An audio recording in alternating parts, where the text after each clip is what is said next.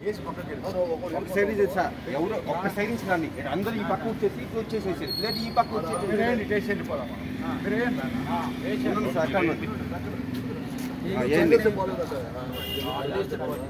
గౌరవం కూడా చాలా పెరిగాను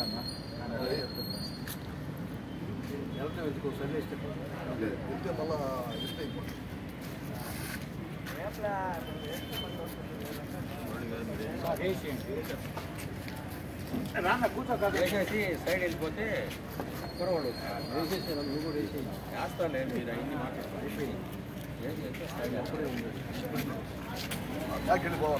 నీరు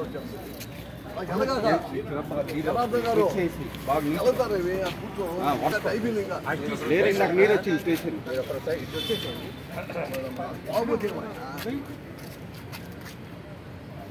మీ బాల్సా వస్తున్నారు అందుకే వాళ్ళు వస్తున్నారు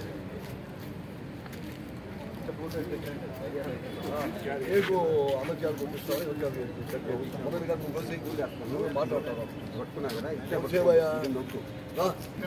ఒక్క నిమిషం మంచి మిత్రులారా మీ అందరికీ కూడా నేను ధన్యవాదాలు తెలియజేస్తున్నాను.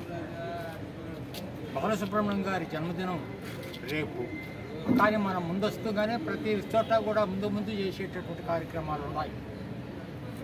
అందుకల్లా దీన్ని మనం ఈరోజు కార్యక్రమంలో మనం ఈ ఐటమ్ని తీసుకున్న బాలసుబ్రహ్మణ్యం గారికి ధన్యవాదాలు వాటి గురించి మాట్లాడుకోవడం అది తెలుసుకున్నాం.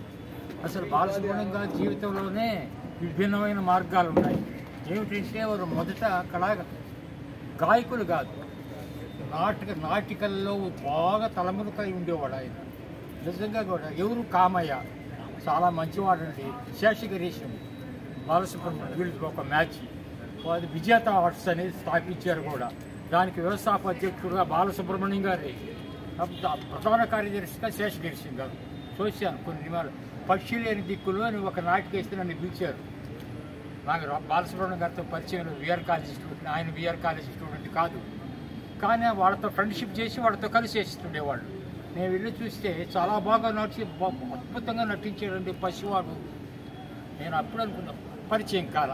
వచ్చిన తర్వాత కొన్నాళ్ళు నేను కచేరీలు చేస్తూనే ఉన్నాను, కాలేజీకి వెళ్తూనే ఉన్నాను. రెగ్యులర్గా ఇవన్నీ జరిగిపోతా ఉన్నాయి సైమిల్టేనియస్గా. అటప్పుడు ఒకరోజు అది అప్పటికి 2 ఏళ్ళు అయింది కచేరీలు నేను బిగించేసి. తర్వాత ఒకరోజు బాలసుబ్రహ్మణ్యం గారును కామేశ్వరరావు గారు ఇద్దరు కలిసి, నేను మన టీ స్టాల్ చూసారా ట్రంక్ రోడ్లో, అక్కడ నిల్చుకోమంటారు. సాధారణంగా వాళ్ళంతా అక్కడ ఉంటారు, కళాకారులు చాలామంది అక్కడనే ఉంటారు. దానికని నేను కాలేజీ నుంచి పాస్ అక్కడ ఉండాలి ఇద్దరు. అదే తొలి పరిచయం. ఏమిటంటే బాలసుబ్రహ్మణ్యం గారు ఏం మాట్లాడాల, కామయ్య చెప్పాడు, అన్నగారు మీతో మాట్లాడడానికి వచ్చాము అంటే. సరే నాయన చెప్పండి ఏమిటంటే, బాలసుబ్రహ్మణ్యం గారు అయినా పండితారాజు సామూర్తి గారు హరికథలు చెప్తారు, నాకు తెలియదు ఆయన ఏమిటి సంగతి అంటే పాటలు పాడాలని నిర్ణయించుకున్నాడు. కచేరీలు అయ్యా పాడతారా మీరు మామూలుగా అంటే, లేదు ఇంతవరకు కచేరీ అంటూ చేయలేదు, పాడాలని నిర్ణయించుకున్నాడు. అదొక్కటే మాట్లాడింది. ఆయన తక్కినంత ఆయనే మాట్లాడేసుకున్నాడు కామేశ్వరరావు గారు. సరే ఆ రోజు రెండో రోజు ఇక్కడ మనం కలుసుకుందాం అనుకున్నాం. రెండో రోజు నేరుగా స్వతంత్ర పార్కు పోయినాం. అప్పుడు స్వతంత్ర పార్క్ బాగానే లేదు, వరస్ట్గా ఉంది, పావులు కూడా ఉన్నాయేమో తెలియదు. అటువంటి పరిస్థితులు ఆడకపోయి కూర్చొని ఆయన చేత పాటలు విన్నాను.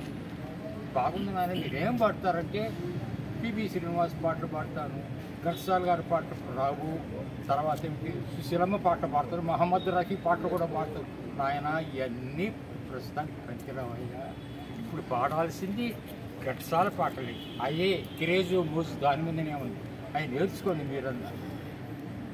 నేర్చుకున్నారండి కొన్ని పాటలు. నేనే దాన్ని వెంటనే అప్పుడు ఇవి లేవు కదా, టేప్ రికార్డులో ఏమీ లేవు కదా, సినిమాకు బావాలా లేకపోతే అక్కడ మైక్ వేస్తుంటే పోయినా. అది మా పరిస్థితి. పరిగెత్తుకుంటా పోయి 9 ఆవరం. తర్వాత 2-3 రోజుల తర్వాత వచ్చినాక రాసుకొని వచ్చాడు.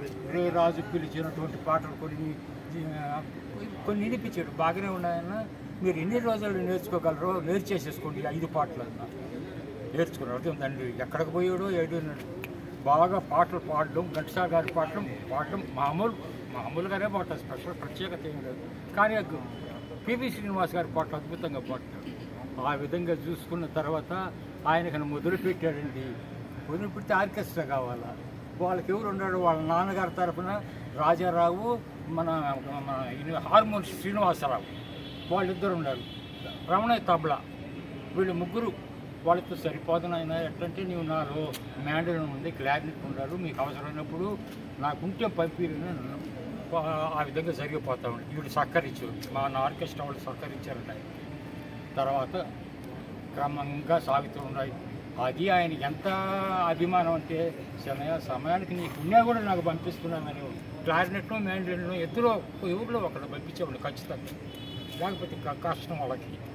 ఆ విధంగా ఉంటే కచేరీలు చేస్తాము, తరచుగా తక్కువగానే వచ్చేది. నన్ను కొత్తోడు కదా, నేను మాత్రం చేసుకుంటానే పోతూ ఉన్నాను. కొన్నాళ్ళు 3 ఏళ్ళు, 3.5 సంవత్సరం అంటే 66 అనుకుంటా. 66 జూన్లో ఆయన వాళ్ళ తండ్రి గారు మెడ్రాస్కి తీసుకుపోయారు, అక్కడ చేరిపోయాలని. అదే ఒక టర్నింగ్ పాయింట్ అండి ఆయనకి.